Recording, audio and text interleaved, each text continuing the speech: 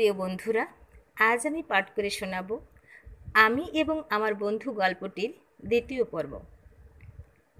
Writer সিয়াম সাগর। হিমেলের দিকে তাকিয়ে আছি আর ভাবছি কিভাবে কি করা যায়। এমন সময় ফোন বেজে উঠল। ফোন হাতে নিয়ে দেখি ছোট ভাই ফোন দিচ্ছে। ফোন ধরে শুনতে পারলাম বড় চাচা মারা গেছেন। অবশিষ্ট কাজ বাকি রেখেই সাথে সাথে গ্রামের বাড়ি চলে গেলাম। যাওয়ার আগে হিমেলের জন্য একটা চিরকুট লিখে গেলাম। কখন না কখন ঘুম থেকে উঠবে কে জানে। বাড়িতে আসার পর 2 দিন কেটে গেল। হিমেল বা অন্য কোনো বন্ধু কারোর সাথেই কোনো যোগাযোগ হয়নি। বাসেই ফোনটা কোথায় যেন পড়ে যায়। বড় চাচার কোনো ছেলে না থাকায় সব কাজ আমাকে একাই করতে হচ্ছে। যাবতীয় কাজ শেষ করে ঢাকায় চলে এলাম।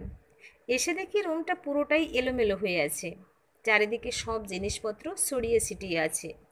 সারা বাসা খুঁজেও হিমেলকে কোথাও পেলাম না। নতুন একটা ফোন কিনে হিমেলকে ফোন দিলাম, কিন্তু ওর নাম্বার বন্ধ। নিজের উপর নিজের রাগ ওঠা শুরু করলো। হিমেল আমার উদ্দেশ্য বুঝতে পেরে পালিয়ে গেল নাকি? যেভাবেই হোক আমার কাজটা শেষ করে যাওয়া উচিত ছিল। এখন ওকে যদি খুঁজে না পাই তাহলে তো নিজেকেই ক্ষমা করতে পারবো না। যাই হোক, যদি পালিয়ে যায় তবু অন্য উপায় আছে ভেবে একটু মনে মনে হাসলাম। বাসার সামনে দোকানে বসে চা খাচ্ছি। হুট করে কয়েকজন পুলিশ এসে জিজ্ঞাসা করলো, আপনার নাম রোশান না? হ্যাঁ, একটু ভয় পেয়ে আমতা আমতা করে বললাম। আপনাকে একটু থানায় আসতে হবে। আমি কেন থানায় যাব? একটু সাহসী ভাব নিয়ে বললাম। আমি যদি ভীরু ভাবে নিয়ে থাকি তবে পুলিশ আরও বেশি চেপে ধরবে। থানায় গেলেই বুঝতে পারবেন। কোনো উপায় না দেখে তাদের সাথে গাড়িতে গিয়ে বসলাম। এলাকার লোকজন সবাই তাকিয়ে তাকিয়ে দেখছে। একজন দেখে আরেকজনকে ডাক দিয়ে দেখাচ্ছে। গাড়িতে মাঝারি বয়স্ক একজন পুলিশ আছেন। কয়েকবার তার সাথে কথা বলার চেষ্টা করলাম, কিন্তু তার দিকে তাকানোই যায় না। এমনভাবে তাকায় যেন মনে হচ্ছে কিছু জিজ্ঞাসা করলেই মেরে ফেলবেন।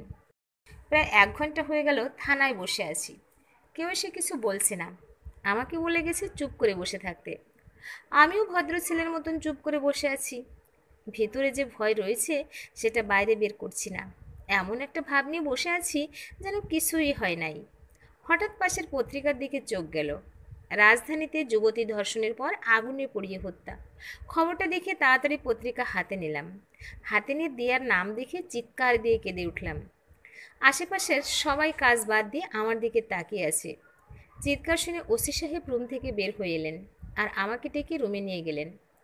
আপনি তাহলে কিছুই জানেন না? না স্যার, আমার চাচা মারা যায় আমি গ্রামে চলে যাই।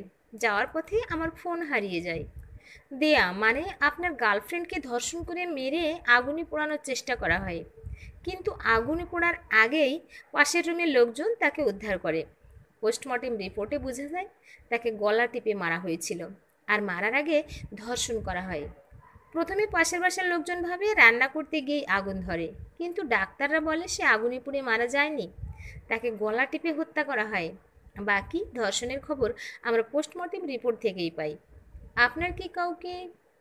কথাটি শেষ করার আগেই তার ফোন আসে। আমাকে অপেক্ষা করতে বলে ওসি বাইরে চলে যায়। আমি ওসির রুম থেকে বের হয়ে বাইরে বসে আছি আর পত্রিকাটা নিয়ে ভালোভাবে পড়ছি। আমাকে খুব সাবধানের সহিত কথা বলতে হবে। এমন কিছু করা যাবে না যাতে আমার প্রতি সন্দেহ হয়। পত্রিকা পড়ে বুঝতে পারলাম তাদের ধারণা এমন, মেয়েটির পরিচিত কেউ তাকে ধর্ষণ করেছে। যেহেতু মেয়েটি একা ছিল বাসায়, সেহেতু অপরিচিত কেউ বাসায় আসবে না। অপরিচিত কেউ হলে বাসায় ঢুকতেই দিত না। এমন কেউ এই কাজ করেছে যে কিনা জানতো মেয়েটি বাসায় একা। তার মানে পুলিশ আমাকে এমনি এমনি ধরে নাই, খুনি হিসেবে সন্দেহ করেই ধরে এনেছে। যেভাবেই হোক আমাকে নির্দোষ প্রমাণ করতেই হবে। বন্ধু মহলে আমার একটা সুনাম আছে, আমি নাকি খুব সুন্দর করে অভিনয় করে মিথ্যা বলতে পারি। আজকে আমাকে আমার সর্বোচ্চ চেষ্টাটা চালিয়ে যেতে হবে। আধা ঘন্টা পর ওসি সাহেব আসলেন। কিছু বলতে যাচ্ছি, সে সুযোগ না দিয়েই আমার 2 হাত পিছন থেকে বেঁধে অন্য একটা রুমে নিয়ে গেলেন। সিনেমাতে দেখেছি এভাবে আসামিদের বেঁধে টর্চার করে করে জিজ্ঞাসাবাদ করা হয়। আমার সাথেও সেটাই করা হবে। 2জন পুলিশ লাঠি নিয়ে ওসির সাথে রুমে প্রবেশ করলো। তাদের দেখে ভয়ে আত্মা শুকিয়ে যাওয়ার মতো অবস্থা আমার। সিনেমায় দেখেছি কিভাবে মারা হয়, আমাকেও এখন এভাবেই মারা হবে ভেবে ঘামতে শুরু করেছি। স্যার, একে কি করব এখন? লাঠিওয়ালা পুলিশটি ওসিকে জিজ্ঞাসা করলো। কি করবেন মানে?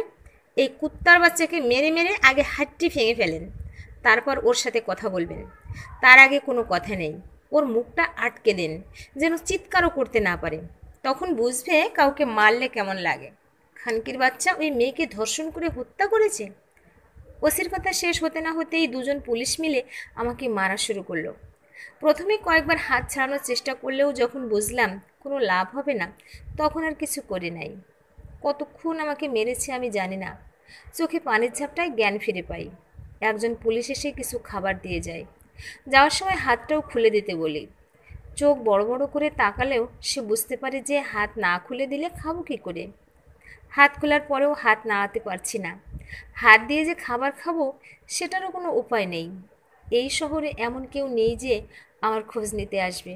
যে ছিল তাকে খুনের দায়ই তো আমাকে ধরে এনেছে। কয়টা বাজে সেটাও বোঝা যাচ্ছে না। মনে হচ্ছে রাত একটা কেটে গেছে। কিছুক্ষণ পর আমাকে অন্য একটি রুমে নেওয়া হলো। সেখানে গিয়ে বসে আছি। হঠাৎ লক্ষ্য করলাম হিমেলকে। এক পুলিশকে জিজ্ঞাসা করলাম, হিমেল এখানে কেন? সে বলল, আপনার বন্ধু হবার কারণে তাকে ধরে আনা হয়েছে, আমার সম্পর্কে কিছু জানার জন্য। হিমেল কি সব বলে দিয়েছে?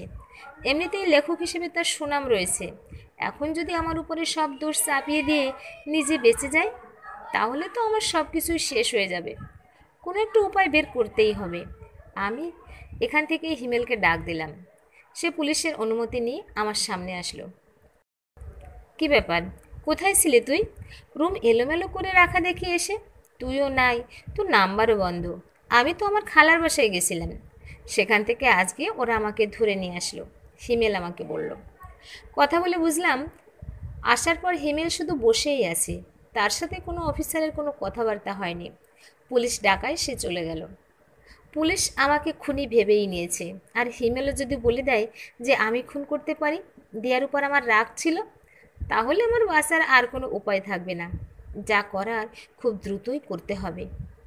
কি করব ভাবতে ভাবতে মনে হলো রুমের জন্য ছোট একটা তালা চাবি কিনেছিলাম।